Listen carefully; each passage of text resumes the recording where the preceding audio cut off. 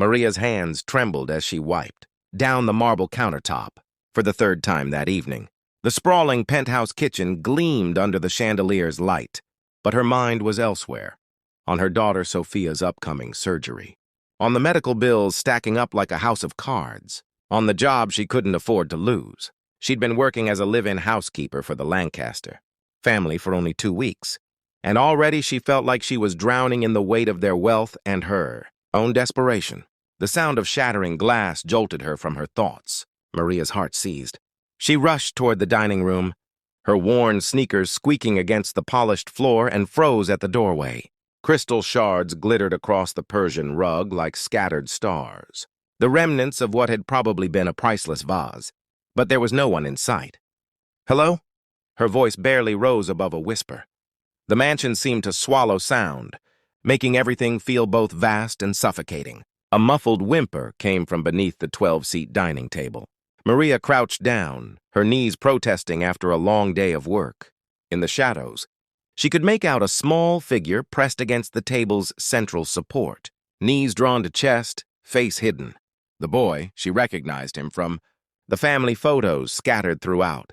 The house was maybe 7 or 8 years old, with dark curls and designer clothes that probably cost more than her monthly rent. This was Ethan Lancaster, son of tech billionaire Richard Lancaster, a man whose face appeared on magazine covers and whose name commanded boardrooms. A man who, in 2 weeks, Maria had seen exactly twice, both times from a distance. "Please," the boy whispered, his voice cracking. "Please don't tell him." Maria's chest tightened. She'd heard that tone before, pure, visceral fear. It was the same tone Sophia had used when they'd lived with Maria's ex-husband, before she'd found the courage to leave. Without thinking, Maria lay down on her stomach, ignoring the expensive rug pressing against her uniform, and crawled halfway under the table.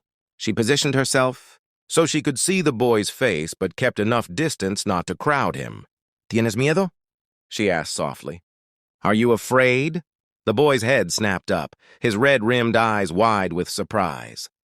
For a long moment, he just stared at her, and Maria wondered if she'd made a terrible mistake. Then slowly he nodded.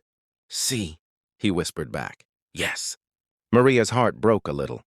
She'd grown up in Mexico City, had come to the United States at 19 with nothing but hope and determination. Spanish was her first language, the language of her heart, the language she used to comfort Sophia during nightmares. And somehow this wealthy little boy, this child who seemingly had everything, understood it too. "¿Qué pasó? What happened?" Ethan's lower lip trembled. "I was trying to reach my mom's picture. The one on the shelf.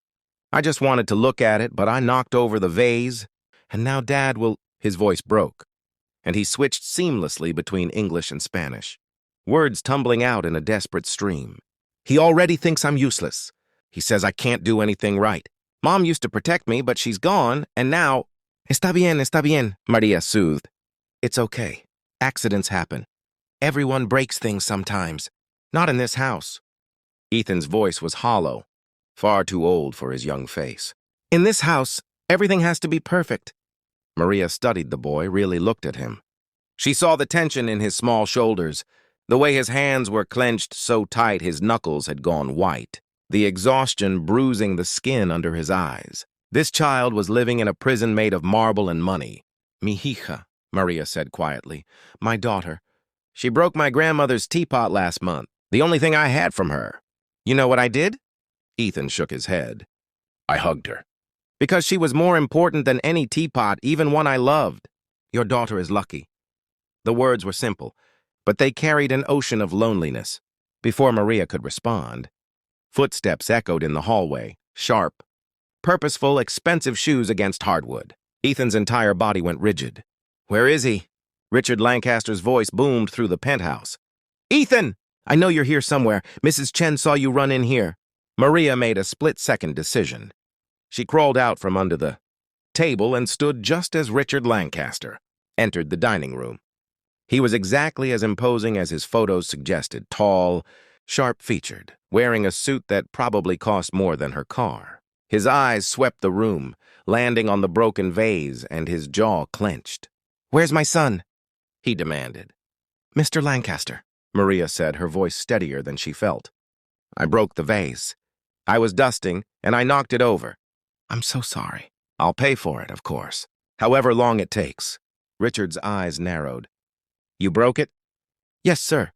Maria forced herself to meet his gaze, even as her stomach churned. She was lying to her employer. She could be fired.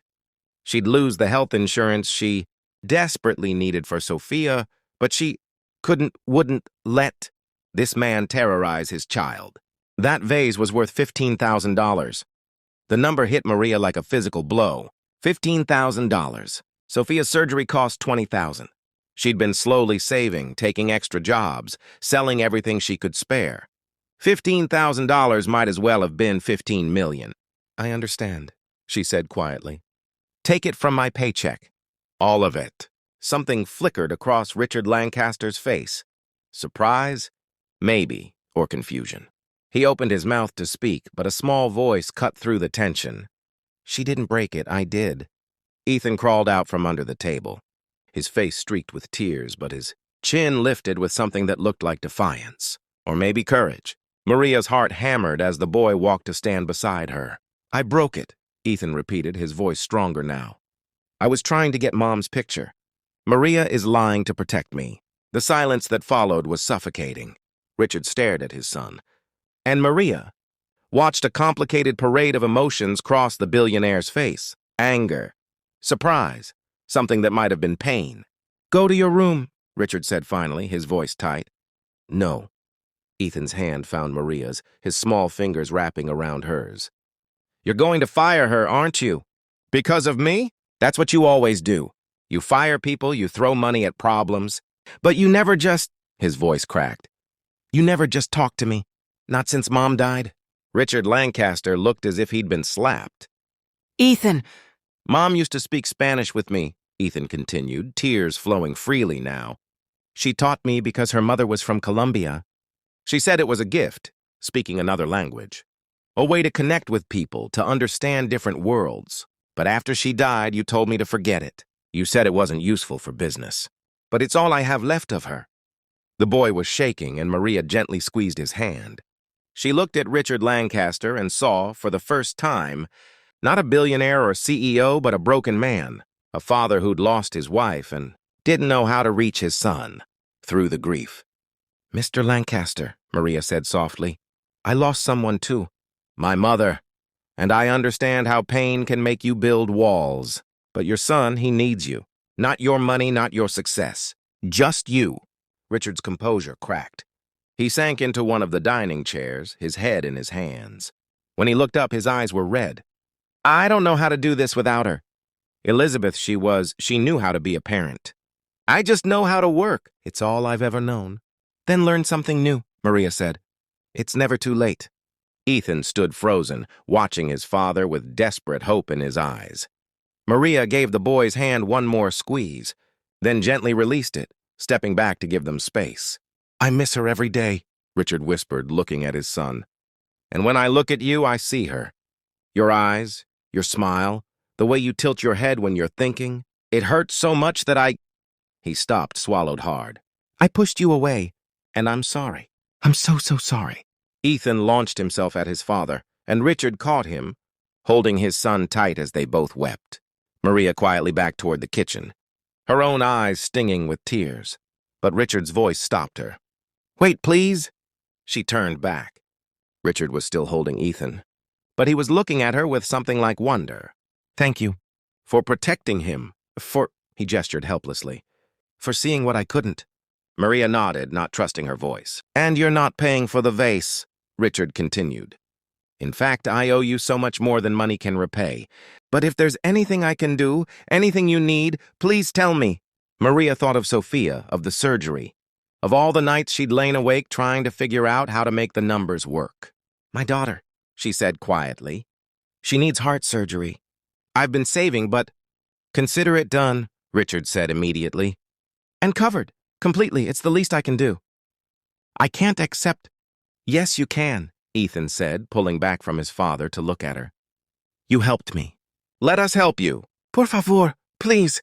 Maria pressed her hand to her mouth, overwhelmed. After everything, all the struggle, all the fear, all the nights of prayer, here was an answer she'd never expected, coming from the most unlikely place. 3 months later, Maria stood in the Lancaster penthouse kitchen again, but everything had changed. Sophia, fully recovered from her surgery, sat at the kitchen island practicing Spanish vocabulary with Ethan. Richard was attempting to make pancakes badly, while his son offered commentary and corrections in both English and Spanish. "No, Dad, you have to flip it faster." "I'm trying!" "Maria, tell him I'm trying." Maria laughed, shaking her head. The penthouse no longer felt like a prison. It felt like a home. She'd learned that wealth could build walls or tear them down, that grief could isolate or connect, that sometimes the bravest thing was crawling under a table to reach a frightened child, and that love, real, unconditional love, spoke every language. Ethan caught her eye and grinned, and in that smile Maria saw hope. Not just for him, but for all of them. They were healing together, one imperfect moment at a time.